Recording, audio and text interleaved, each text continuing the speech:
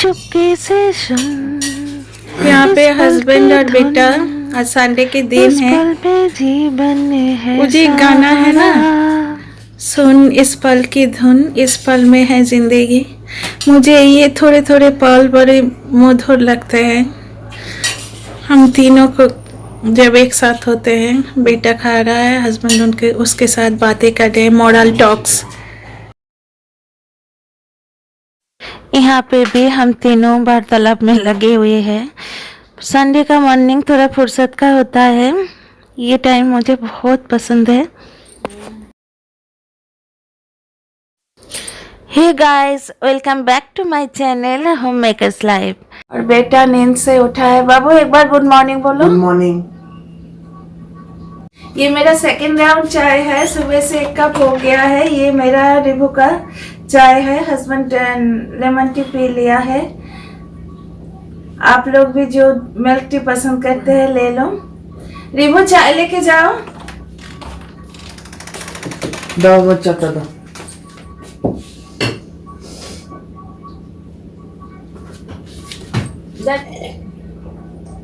गॉफर से हमारा fixed item है, वही हम मंगवाते हैं।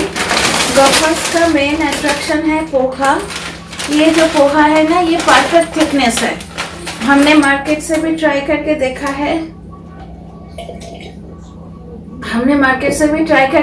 है।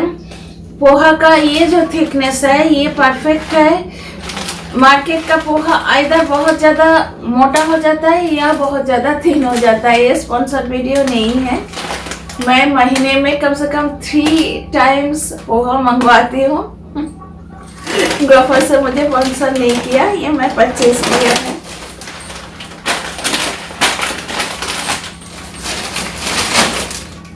ये रिभू का फेवरेट भी है और झटपट बनने वाला नाश्ता भी है। रिभू जब सुबह सुबह कॉलेज जाते हैं, कभी कभी होता है रोटी पराठा ना उसका खाने का मन होता है। वो बचपन से ही कभी भी रोटी पराठा ना खा के ही जाते थे। कभी भी सुबह हेवी नाश्ता नहीं करेगा। फिर क्लास 10 में एक बार ऐसा हुआ, आज पता नहीं क्यों आप लोगों से बातें करने का बहुत मन हो रहा है।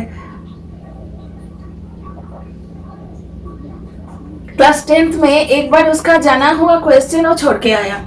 वही हमारी वही नोटिस जो बचपन से लिखते आया है, वही सारी चीज सारी कॉमन आया था, लेकिन वो छोड़ के आया।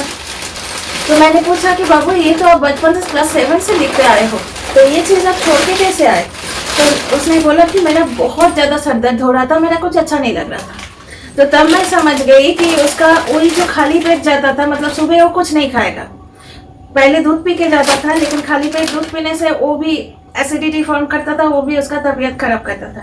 फिर दूध पीना छोड़ दिया, फिर खाली पेट जाता था। अब तब वो FA1 FA2 चल रहा था बीच में। रिभू का स्कूल लाइफ में आप लोगों को भी याद होगा, आपका बच्चे का भी ऐसा ही हुआ होगा, जो FA1 FA2 सिस्टम आया था ना बीच में। उस टाइम एक मिनट मैं इसको काट लूं। मेरा बच्चा सुबह कुछ भी ना खा के जाता था। अब जाते ही पेपर शुरू हो जाता था, 1 बजे पेपर होता, फिर वो घर आता। घर आके फ्रेश व्रेश होके 1:30 या 2 बजे पहला खाना खाता था। अब यंग लड़का है, तब कितना होगा, 16 साल से भी कम उम्र होगा, 14-15 साल का उम्र है, ग्रोइंग बॉडी है। तब तो कितना भूख लगता है। जैसे मेरा जो हंगर जनरेट होगा शरीर में, और एक 14-15 साल के बच्चे का मेरा 3 डबल होगा, तब उसका कोश सेल सब बढ़ रहा है। तो उसी टाइम वो सुबह से कुछ ना खा के रहता था और जाना हुआ क्वेश्चन नहीं लिख पाता था, इतना खतरनाक सर दर्द होता था। तो तब थोड़ा थोड़ा उसको समझ आ गया। क्लास 10th में पढ़ता था, तब बचपन से पढ़ाई के मामले में बहुत ज़्यादा सीरियस है। अभी भी मुझसे लड़ाई करता है, हर काम हो रहा है, मेरा पढ़ाई नहीं हो रहा है। तो मेरा बेटा पढ़ता बहुत अच्छा है, उसका पढ़ने में बहुत मन लगता है। तो और एक काम है, उसका पापा कभी उसको डांटता नहीं है, हमेशा उनको इनकरेज करते हैं कि मेरा बेटा आज बहुत अच्छा करेगा।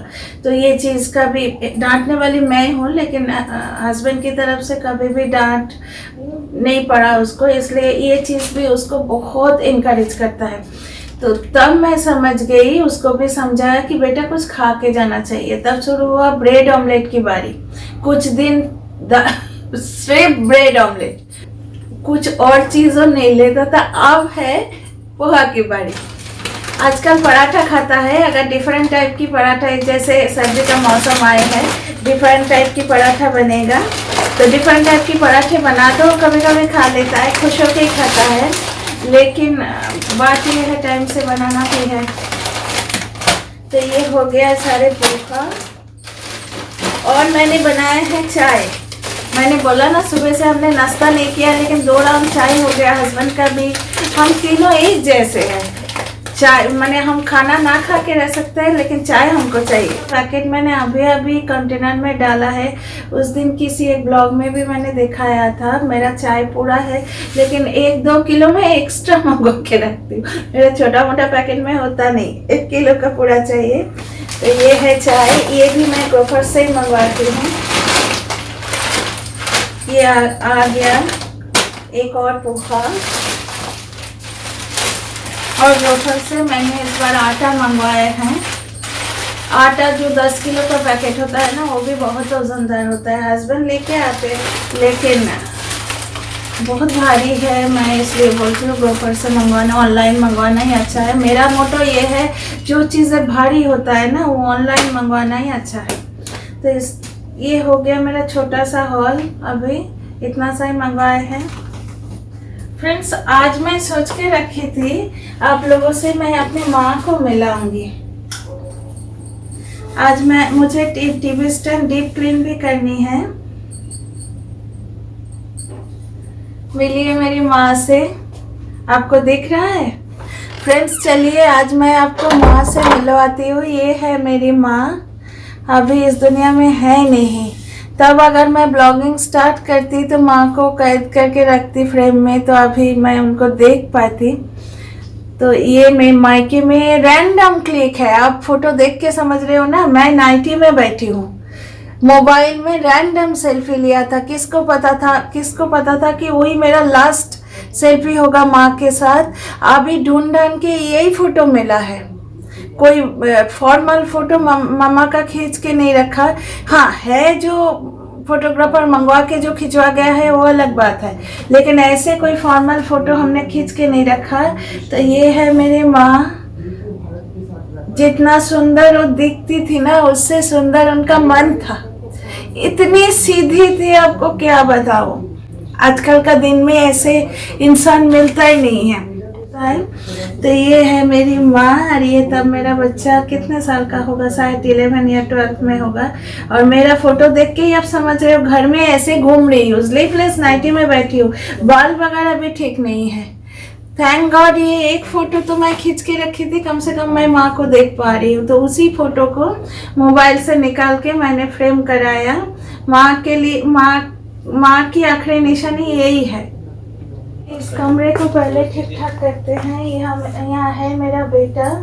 मैंने आपको बोला ना, ये लड़का पढ़ाई में बहुत सीरियस है। देखो उठ के बैठ गया और मैं ब्लॉगिंग कर रही हूँ, मुझ पर गुस्सा हो रहा है क्योंकि उसका डिस्टर्ब हो रहा है। लेकिन मैं फटाफट समय पे चली जाऊँगी। अब पढ़ो, मैं डिस्टर्ब नहीं करती। पहले स्लाइडर खोल देती हूँ। ठीक है, जब पड़े देखो।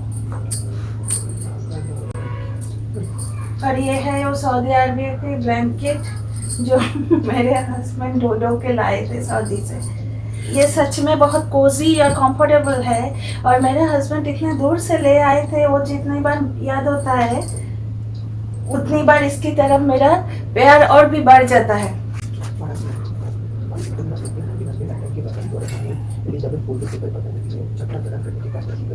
चाहिए आपने পিচ্ছি হ্যাঁ পিচ্ছি না চা পেয়েছো? মানে আমি দিয়েছি চা? হ্যাঁ দিচ্ছি, আমি দিয়েছি। আমি জল খেয়েছো তো? না, এবার খাচ্ছি।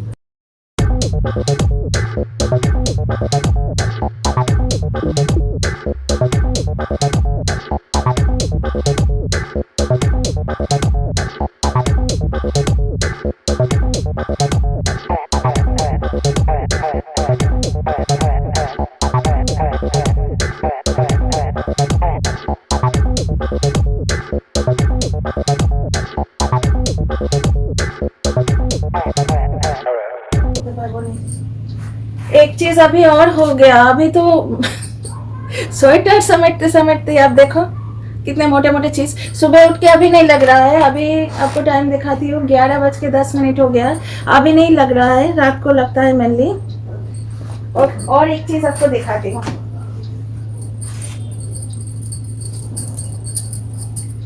ये जो स्वेटर है ये मैंने बनाया, ये एकदम बारीक बारीक ऊन है।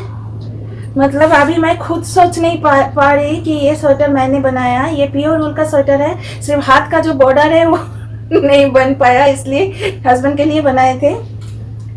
मैंने जब कंसीव किया था, रिबू जब पेट में आया था, तब बैठ के मैंने ये स्वेटर बनाया। आज मेरा 20 साल का बच्चा है, तो इसका बॉर्डर अभी तक नहीं बना, उन्हें है अभी तक, कहाँ पे है पता नहीं।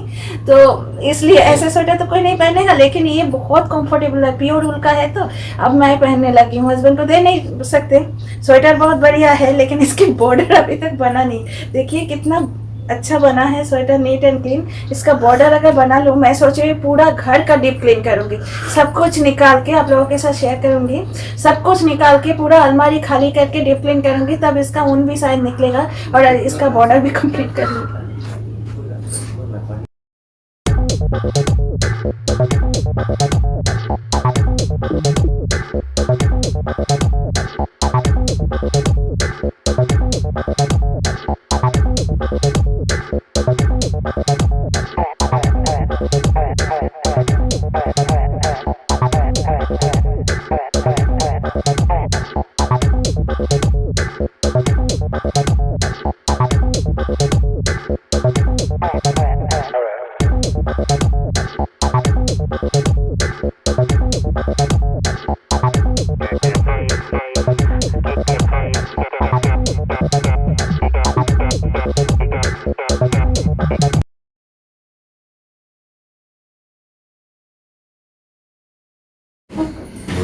आप लोगों को शायद लगता होगा कि मैं यहाँ पे क्यों ऐसे दवाई फैला के रखती हूँ।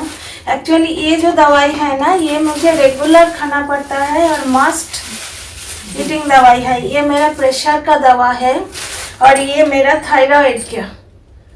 आज भी भूल गई मैं खाने को, ये नींद से उठ के खाली पेट खाना पड़ता है। थायराइड के बारे में आप सबको ही पता है। ये दवाई लेने के बाद आधा घंटा आप कुछ खा पी नहीं सकते, तो ये मस्ट टेकन दवाई है, इसलिए मैं ये ऐसे सामने रखती हूँ। क्योंकि अगर इसको मैं ऐसे अपना मेडिसिन बॉक्स में उठा के रखी हूँ ना, तो मैं खाना भूल जाऊंगी और दवाई लेना भूल गए तो मेरा जो एडवर्स इफेक्ट होता है, सारे दिन चक्कर आता है। मेरा बहुत ज़्यादा हाई प्रेशर है, मेरा दवाई लेना बहुत ज़्यादा ज़रूरी है, स्पेशली प्रेशर की दवाई। ये नाश्ता करने के बाद मुझे प्रेशर की दवा लेना पड़ता है, तो इसलिए मैं ऐसे डाइनिंग टेबल में रखती हूँ इसको। कभी कभी फैल भी जाता है। और ठंड की मौसम शुरू हो गया है, तो अंडा का बारी फिर से शुरू हो गया है। ऐसे अंडा में हमारे घर में रेगुलर मेंबर है, आता ही रहता है। हस्बैंड एक साथ एक क्रेट लेके चले आते हैं, तब फटाफट डाइनिंग टेबल थोड़ा समेट लिया। अब मैं फटाफट जाऊंगी नाश्ता बनाने। आप लोगों के साथ बात करते करते ये जो एसेंशियल काम हो जाता है, बहुत अच्छा भी लगता है।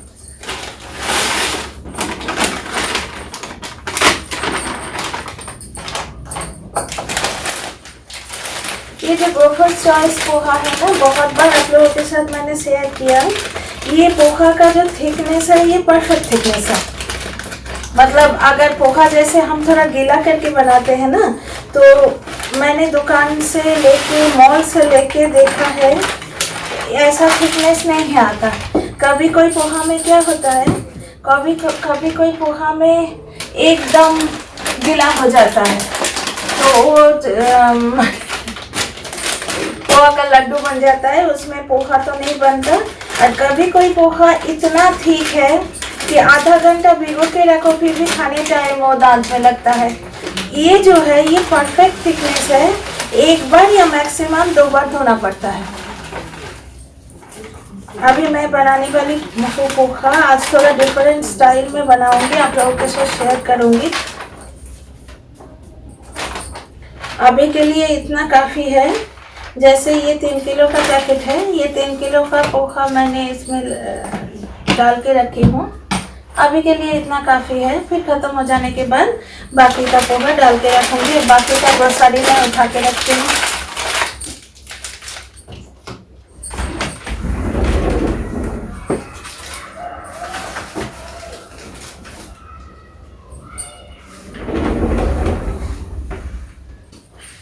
Welcome back to my kitchen friends. मेरे लिए ब्लॉगिंग का मतलब वो है हम जिस दिन जैसे है वो आप लोगों के साथ शेयर करना। एकदम घर को नीट एंड क्लीन करके खुद तैयार होके एक बनावटी पिक्चर फिल्म की तरह शूट करके मैं नहीं दिखाती। जिस दिन जैसा है उस दिन मैं ऐसा आप लोगों के सामने आ जाती हूँ। अभी सुबह का टाइम है, अभी तक सारे काम हो नहीं पाया। ये कल रात को फिर से मैंने कुछ मसाले बना के रखे थे, जैसे अदरक, लहसुन और लाल मिर्च की पेस्ट। ये मैं बना के रखी हूँ क्योंकि ठंड की मौसम आ रहा है ना। अगर आप मसाले तैयार रखो तो बहुत काम आता है। ये अब मैं भिगो के रखूँगी लहसुन।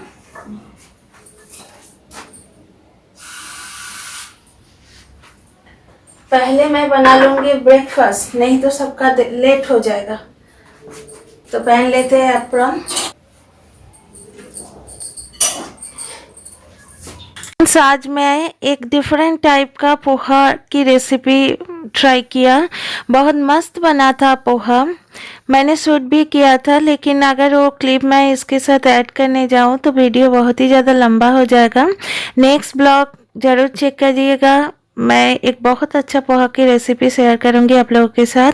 आज की वीडियो मैं यहीं पे ख़त्म करती हूँ। वीडियो की कोई भी पोर्शन अगर अच्छा लगा तो वीडियो को लाइक करना ना भूलें। मेरे चैनल को सब्सक्राइब कर दीजिएगा, बेल आइकन को भी दबा दीजिएगा।